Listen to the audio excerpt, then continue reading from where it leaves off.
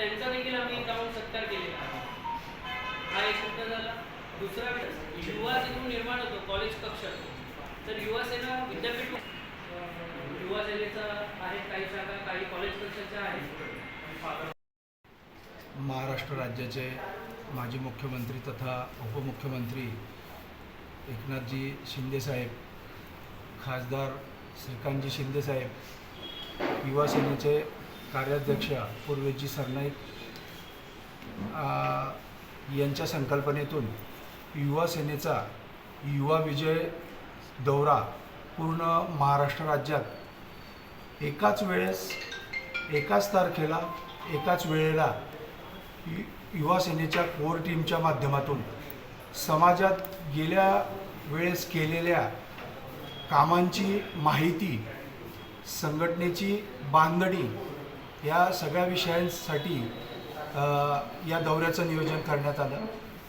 दिनांक 10/2/25ला उत्तर महाराष्ट्राचा दौरा धुळे जिल्ह्यापासून सुरू केला आणि आज नंदुरबार शहरात याचा झंझावात आलेला आहे। या झंझावाताच्या माध्यमातून आज दिवसभरात शहरात सकाळी काही शाखांचे उद्घाटन करण्यात आले। त्याच्यानंतर युवा सैनिकांसाठी बांधणी संदर्भात शिवसंवाद मेळावा घेण्यात आला।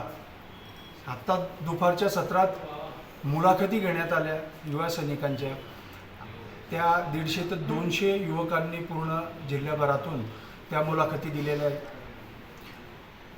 माननीय शिंदे साहेबांच्या संकल्पनेतून या दौऱ्याला सुरुवात झाली आणि काय युवकांसाठी काय केलं पाहिजे याच्यासाठी त्यांनी विविध उपक्रम महाराष्ट्रातल्या युवकांना दिलेले आहेत।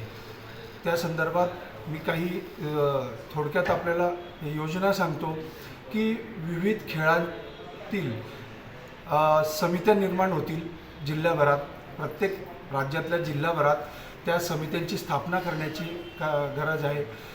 विविध खेळातील नैपुण्यप्राप्त युवकांना मदतीचा हात, जसा गेल्या वर्षात त्यांनी लाडक्या बहिणींना मदतीचा हात दिला, तसा खेळाडूंना मदतीचा हात म्हणून या समितीची स्थापना या दौऱ्याच्या निमित्ताने होईल। एक वी ग्रो फाउंडेशनची स्थापना करण्यात येईल आणि प्रत्येक जिल्ह्यात महाराष्ट्र राज्य हे गडकिल्ल्यांचं राज्य असल्याकारणाने इथे असलेल्या गडकिल्ल्यांचं संवर्धन, साफस्वच्छता होण्याच्या दृष्टिकोनातून या एक विभागाची स्थापना करण्यात येणार आहे।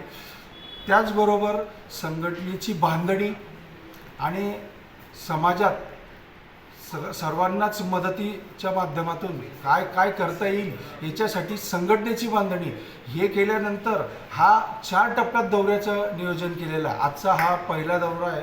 ह्याच्यानंतरचा टप्पा 23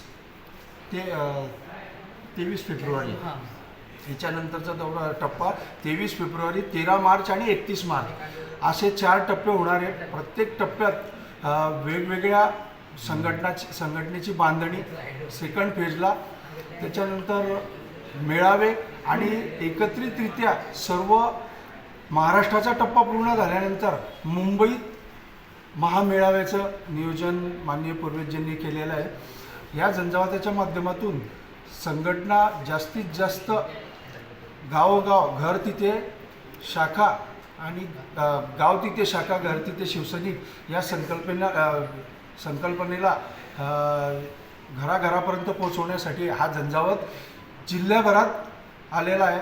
उद्याच्या दिवशी हा जळगावात जाणार आणि हा टप्पा उद्या पूर्ण होणार।